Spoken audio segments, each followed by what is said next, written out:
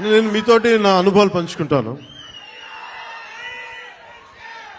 అంటే నేను మీరు ఇప్పుడులా కనిపించే సత్యానంద్ గారు నాకు పరిచయం అయ్యే టైంకి నాకు బయటికి 10 మంది మధ్యలోకి రావాలంటే చాలా ఇబ్బంది ఉండేది.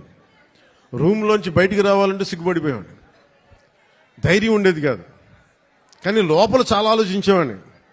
ఏదన్నా సరే బయటకు వచ్చి ఏదైనా మాట్లాడాలి, గొంతు పెగల్చాలి అంటే లోపల బిగుసుకుపోయేది, భయం వచ్చేది, గొంతంతా ఉండలు పడిపోయాయి, ఉండలు చుట్టుకుపోయేది. అలాంటి సమయంలో మా అన్నయ్య గారు అడిగారు, నువ్వేమవ్వాలని ఉందా అంటే నేను చాలాసేపు ఆలోచించాను. జస్ట్ బతకాలి ఉందని చెప్పాలనుకున్నా. ఆ మాట అంటే కొడతాడని చెప్పలే, ఏదో తెలివితేటలు చూపించుకున్నా. కానీ నాకు లోపల ఏముండిందంటే నాకే కోరికలు లేవు. నాకు చిన్నప్పటి నుంచి నాకు పెద్ద ఏం కోరికలు లేవు. ఏదో మామూలుగా బతకడం తప్ప ఒక హీరో అవ్వాలనో లేదంటే సాధించాలనో లేదు. కానీ చిన్నప్పటి నుంచి ఉన్న ఒక్క మూల లక్షణం ఏంటంటే అన్యాయం జరిగితే ఎదురుదాడి చేయాలని ఉంటుంది. నాకే జరగక్కర్లేదు, అలాగే సహాయం చేయాలనిపిస్తుంది. ఈ 2 లక్షణాలు తప్ప సినిమాలు చేద్దామని కానీ డబ్బులు సంపాదించాలని కానీ నాకు ఆలోచన లేదు. అలాంటి నాకు చదివేవాడిని. అలాంటి నాకు వీని ఇలా వదిలేస్తే ఎటు కాకుండా పోతాడని మా అన్నయ్య గారికి భయం వేస్తుందేమో. ఒక రోజున సత్యానంద్ గారిని పిలిపించి, ఆయన మంచుపల్లికి సినిమాలో ఆయన ఒక అసిస్టెంట్ డైరెక్టర్గా పనిచేస్తారంట.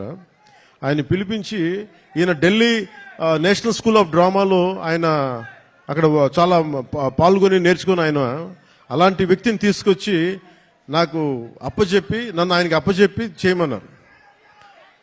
ఆయనకి నేను ఎంత ఇబ్బంది పెట్టేవాడినంటే, మీరు ఒకసారి రండి సత్యానంద్, మీ కష్టాలు చెప్తాను. ఇప్పుడు దాకా తెలియదు కదా ఎవరికి నేను ఆయన ఎలా ఇబ్బంది పెట్టేవాడిని.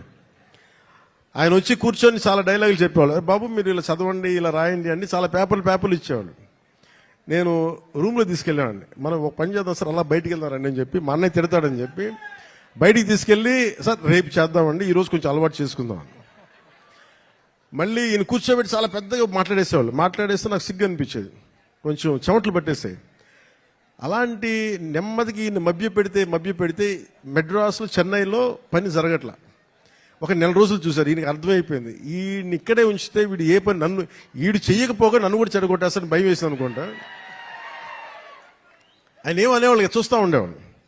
సో నన్ను ఫైనల్గా ఏం చేశారంటే, మా అన్నయ్య చిరంజీవి గారికి ఏం చెప్పారంటే, తమ్ముడిని నేను విశాఖపట్నం తీసుకెళ్తానండి, అక్కడ కొంచెం నాకు టీం అంతా ఉంటుంది అని తీసుకెళ్ళి నన్ను ఇక్కడ పడేశారు. మధ్యలో పడేస్తే నేను ఈయనంటారు కూర్చోబెట్టి నడిచే డ్యాన్సులు చేసే ఇవంటే నాకు సిగ్గుతో చచ్చిపోయావాడిని.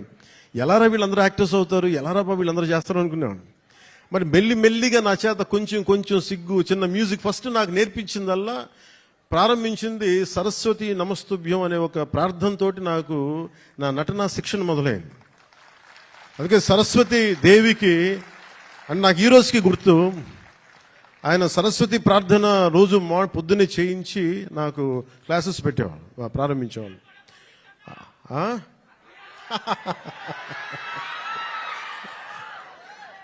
అలాగే ఆయన అలా స్టార్ట్ చేసి నాకు ముందు ఆటపాట చెప్పారు, మన ఉత్తరాంధ్ర ఆటపాట.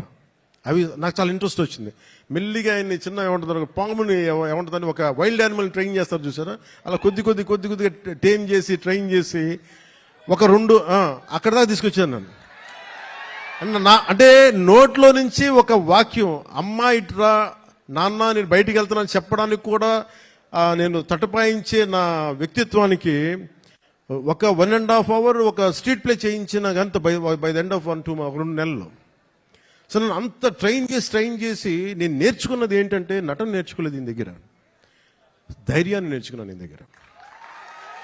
అంటే నీకు ఏదైనా ఒక అభిప్రాయం ఉన్నప్పుడు నిర్భయంగా చెప్పడం చేసుకో. ఏమవుతావు, మహా అయితే ఫెయిల్ అవుతావు, ఏమవుతుందని. నాకు ఎందుకు ఆయన పాదాలకి ఈరోజు ఎప్పుడు నాకు అనిపించిన ఎందుకు ఇష్టం అని నమస్కారం పెడతానంటే, నాకు ధైర్యాన్ని నాకు పరిచయం చేసిన వ్యక్తి ఆయన. అంటే నీకు అభిప్రాయాలు 100 ఉండొచ్చు, లోపల భావాలు 1,00,000 ఉండొచ్చు, కానీ వాటి మీద నువ్వు ముందుకొచ్చి దాన్ని యాక్ట్ చేయకపోతే ఏం అవ్వదు అనేది నాకు ఆయన నోటితో చెప్పాల, ఆ ట్రైనింగ్ ద్వారా చెప్పారు. నేను అప్పుడు అనుకున్నాను నాకు యాక్టింగ్ అని నేను నేర్చుకోలేదు, నాకు జీవిత పాఠాలు నేర్పారు నా గురువు ఆయన. సో చిరంజీవి గారికి నేను ఏం చెప్పానంటే, 1 సంవత్సరం తర్వాత, అన్నయ్య మీరు ఇప్పుడు సినిమా తీగిపోయినా పర్లేదు కానీ నాకు జీవితంలో బతికే శక్తిని ఇచ్చే ట్రైనింగ్ వల్ల నేను ఏ కూలి పని చేసుకునే బతికేస్తాను తప్ప నాకు యాక్టరే అవ్వాలని లేదు. నాకు చాలా సంతోషం. ఆ తర్వాత అక్కడమ్మా ఇక్కడమ్మా నన్ను తీసుకొచ్చారు.